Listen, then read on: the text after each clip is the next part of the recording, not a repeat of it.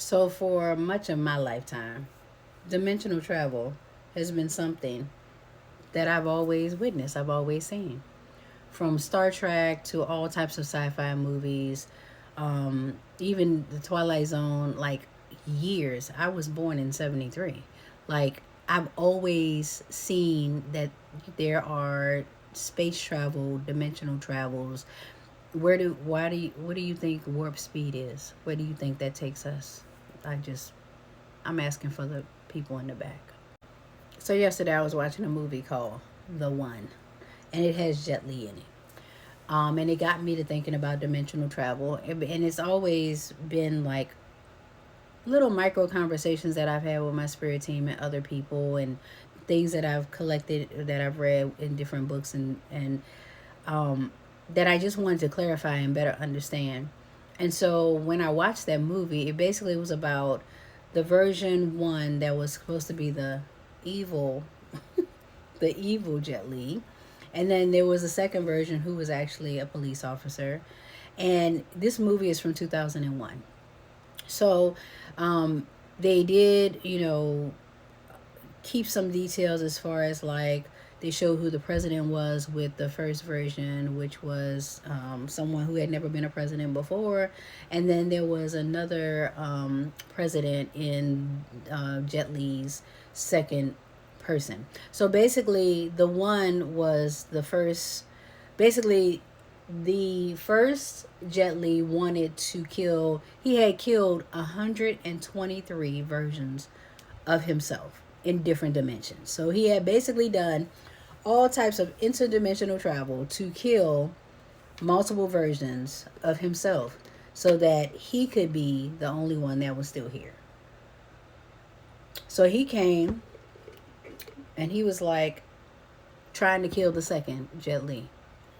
And when he came to kill the second Jet Li, it was like a fight. Like it ended with, him having to, both of them still existing, but him being sent away to a multiverse, someplace that was like a jail, okay, where they sent all the people who were like evil.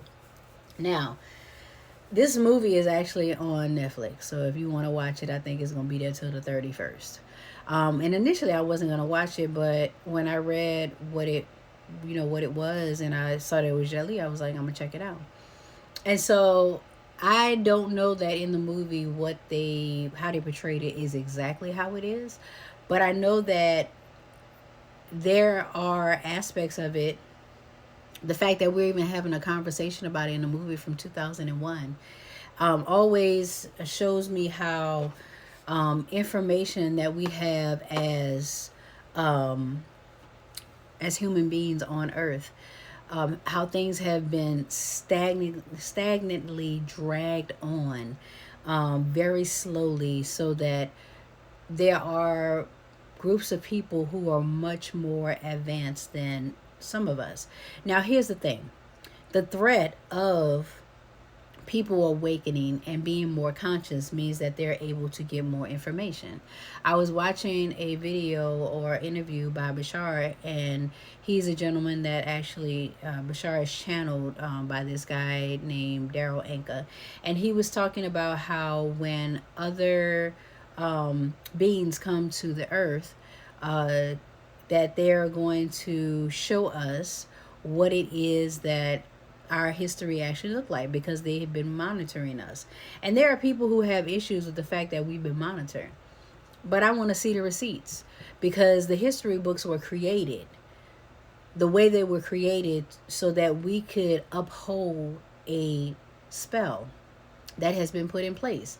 Because as long as we believe in those things, and as long as we believe that these things actually work, as long as we believe in different paperwork that has been put in place that holds us to different contracts and soul contracts and different understandings, as long as we have paperwork that holds us to these soul contracts and these agreements, okay, then we basically support that narrative. We say that it is true even without speaking it out of our mouths. But if there are different star beings that have been observing and that have that information, that can portray that information to us. I think it's important to know.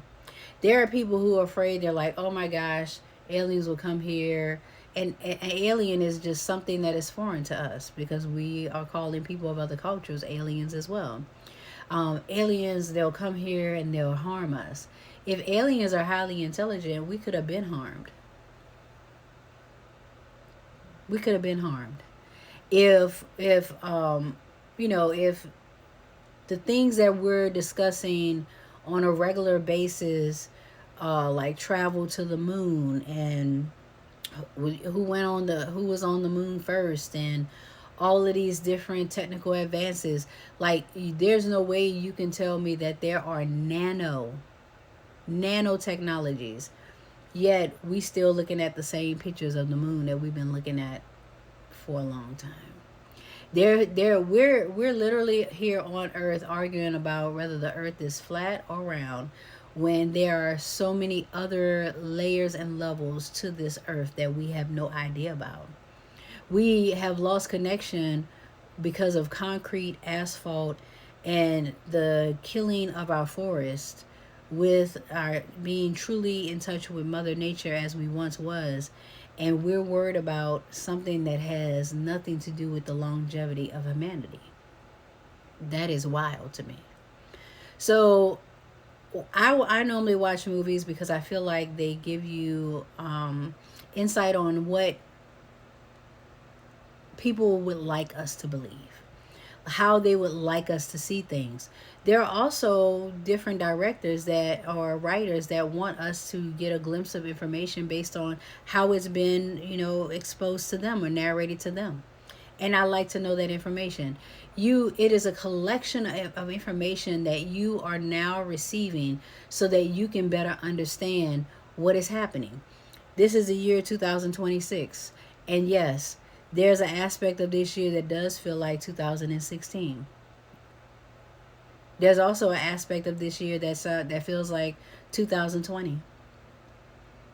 But I don't know if anybody's thinking about that.